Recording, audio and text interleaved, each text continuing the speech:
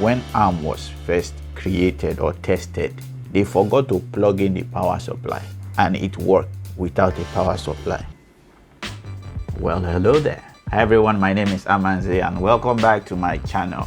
Today we're going to be talking about Apple's transition from Intel to their own silicon. They call it Apple Silicon. They just want their name to be there.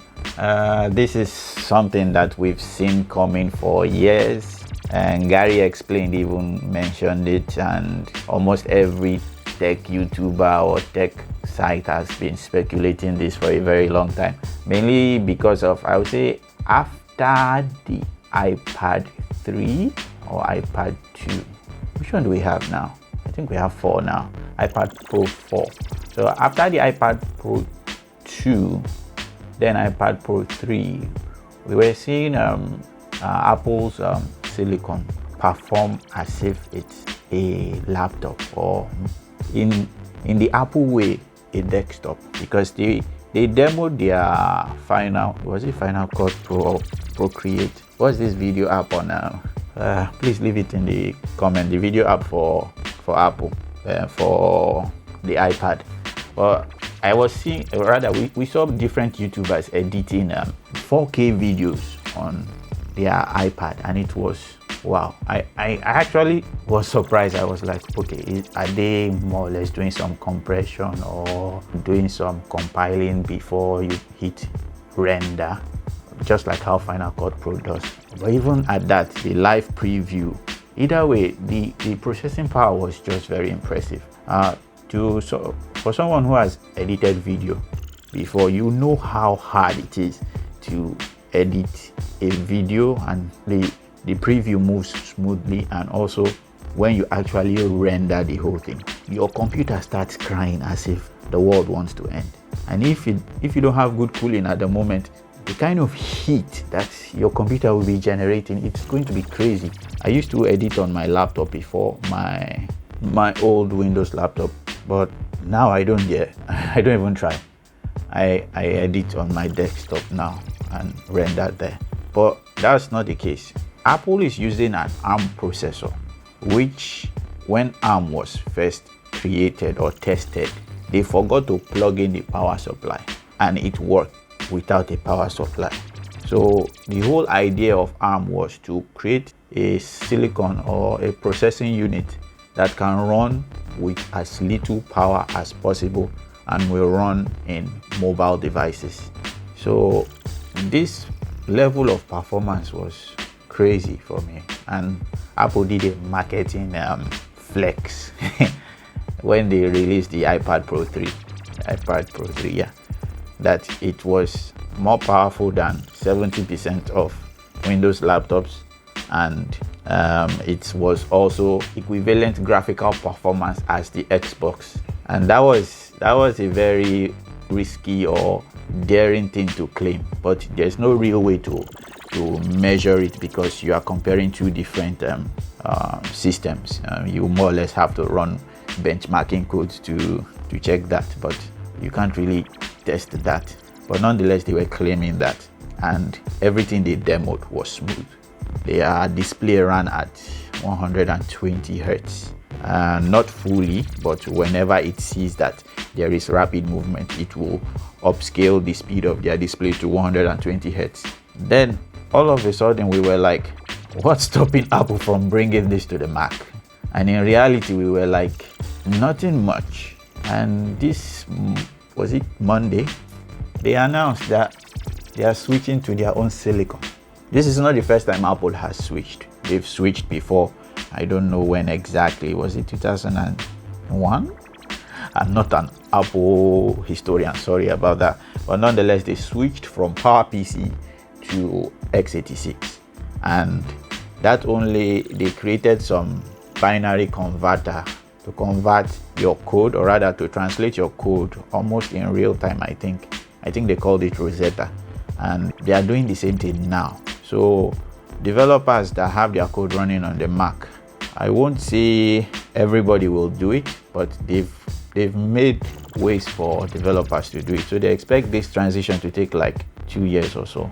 But nonetheless, that's not what I want to talk about. But what I want to talk about is more or less, I'm excited because it's no longer Intel AMD when you want to talk about laptop processors. Although Microsoft has been dabbling in this thing. They tried with Surface RT. That thing was horrible. It wasn't horrible per se as a unit. It was horrible because there was no transition of apps. So take it, a Nigerian guy, okay, I had a friend that had it then. He used it for like how you used your iPad, and I was like, okay, can we install this there? It was, and we tried it. No, we could not use all the apps that we were used to. We could only download from the store, and the store was so shallow, or it was like a desert. But nonetheless, we failed in all our efforts because you had to download the binary in case the app you want to use is open source like VLC, then compile it, then install it, an ARM version, and it was like, nah, let's leave that for them. So we didn't even try that. But nonetheless, that was very, very stressful. But Apple in this one now, they are moving, and I'm happy because if Apple ditches Intel loses a lot of revenue, and then they will take their normal desktop and laptop ultrabook market more seriously. Although that has also rather AMD has been doing that already, making sure that Intel is doing fine, or rather competing. But with Apple in the market, it's a different ball game. Everything just goes haywire because I'm just excited because imagine the transition goes smoothly. You have your laptop and your laptop runs almost quietly, because the demo they showed, they were using the A12Z chip, the one in the current iPad Pro right now, the newest iPad Pro, and they were using that chip to render a 1080p game. They were playing a 1080p game, and they also rendered a Maya model that was very complex. I'm not too familiar with Maya, but I know when you stack up polygons and triangles, the amount of math you need to do, and they were moving the thing so smoothly, and it was crazy. They also did a Photoshop demo. How many gigabytes did they say that file was? A 5 gigabyte Photoshop file rather. And they added a bird. Was that an albatross? I don't know. Maybe a seagull. They added a seagull into the image, and it was fast with just the same chip that's in the iPad Pro. So I won't get too hyped now though, because Apple can be playing some tricks on us. They might be using the same chip, but they might have overclocked it, making it run with a higher clock and voltage, so to supercharge the CPU. So I don't expect that same CPU to be running at the same temperature as the iPad runs, but nonetheless, it's an ARM chip that is running, and I'm so excited because this will change everything, because it won't take much to cool an ARM chip, even if you want to run it at a hot temperature. Imagine my laptop with vapor chamber. Okay, that would be a lot of copper. It will be expensive, but nonetheless, your laptop will not need to always cool the chip. The chip will most likely be always cool, and once the fan is not spinning, you are not using battery. And when you need to use battery, you are using not much of the battery to cool the fan. So CPU cooling, or rather processor cooling, is a crazy thing. The processor itself eats power, and the fan eats power to cool the processor. It's a mind-blowing thing. But nonetheless, I'm just happy because this time everybody will look away from I need to create a device. Intel, please help me.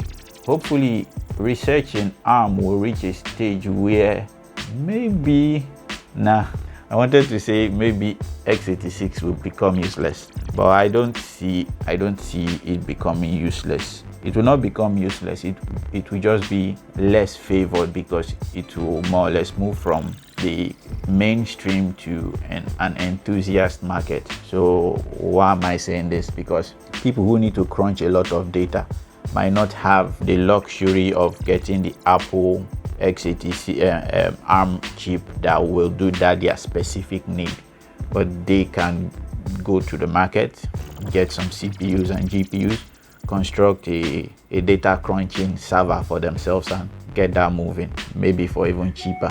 But those people will be the specialists. Maybe video editing will still be on the desktop for years to come, maybe like 3, 4, 5 years to come, or even 10.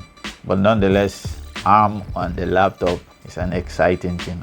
I will be more enthused, more happy if I see ARM on the desktop too. I don't expect it to do well, but just the idea of seeing ARM on the desktop will be awesome. There is no need for it though. There may be need for it. I don't know. Anyhow, hope you guys enjoyed this video, and let me know down in the comment section if you are also excited to see ARM becoming mainstream for the desktop market. And one more thing I did not add, although as developers we use the Unix kernel and to run some bash and some system level code, but I'm not sure if moving to ARM will affect, let's say, something like an apt-get or NVM or NPM. Maybe NPM will have to build something that will be suited for this architecture. I'm not sure how all this will translate, but Apple mentioned they encourage developers to use virtualization, so I'm guessing developers can't really go down deep in the Apple kernel anymore. But let's just see how things go. I'm not too tied though, because most of my development work is on Docker, so if Apple goes crazy, I just go to Windows or Linux. I already have my Linux on my desktop already. I switched from Linux to macOS because of power issue, so if any platform goes crazy, I am not loyal. I will switch like anything. Anyhow though, please like, share and subscribe. Share this video to your friends, and I'll see you guys on the next one. Bye bye.